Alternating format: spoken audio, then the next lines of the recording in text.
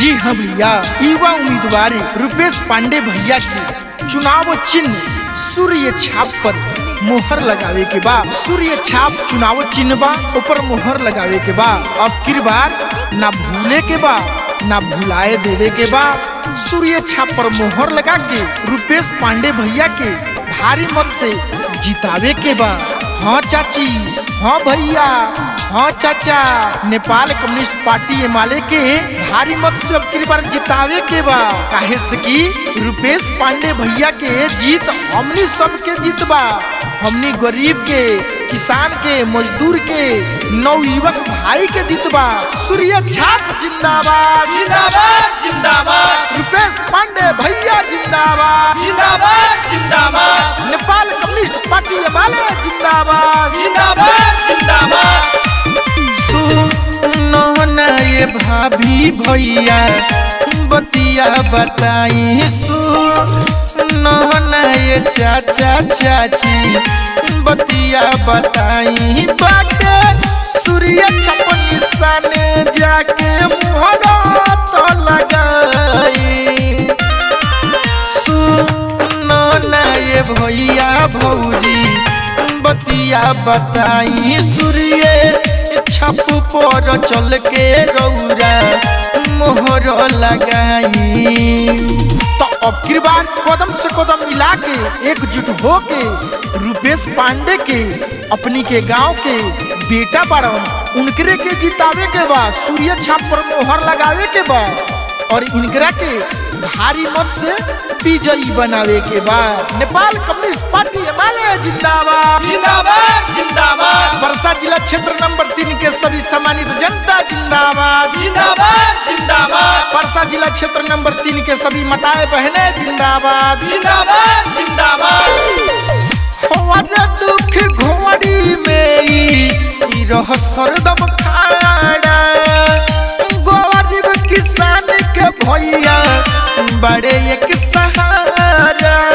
ए चाचा, ए चाची सुनो, हमारा दुख घोड़ी में ई रह सरदम खाड़ा।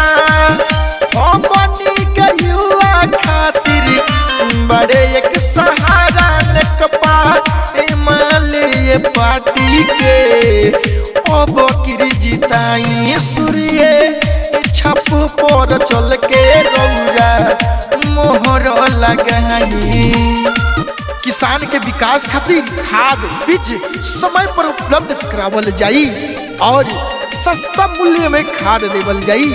पोखरिया में एक कोल्ड स्टोर कृषि बाजार भी खोलल जाई। जी हाँ, सुशासन खातिर बिचौलिया के अंत करके स्थानीय में रोजगार देवल जाई। जी हाँ, पहला प्राथमिकता भाषा भोजपुरी, मैथिली, थारू भाषा के रक्षक करावल जाई, करल जाई। युवा के रोजगार खातिर कृषि प्रशोधन उद्योग बनावल जाई। युवा के निःशुल्क तालीम देवल जाई। जी हाँ, स्वास्थ्य क्रांति खातिर हर एक वार्ड में बर्थिंग सेंटर बनावल जाई। गरीब के निःशुल्क एम्बुलेंस की सुविधा भी देवल जाई। जी हाँ भैया, वोट ना एगो बेटा के आशीर्वाद दे दी। काहे से कि बहुत लोग के देखनी, एक बेर हमरो के जिता के देखी। राउर नेता ना बेटा बन के, सेवक बन के आप सबके 5 साल कर्जा चुकाएम, आप सबके हर एक हक दिलाएम। सूर्य छाप जिंदाबाद जिंदाबाद जिंदाबाद, रुपेश पांडे भैया जिंदाबाद जिंदाबाद जिंदाबाद, नेपाल कम्युनिस्ट पार्टी एमाले जिंदाबाद जिंदाबाद जिंदाबाद। रुपेश पांडे जब संसद बन जाई है, मिलल नइखे हक जब नबू लड़के दिलई है। ए भैया सब मिल जाई हो।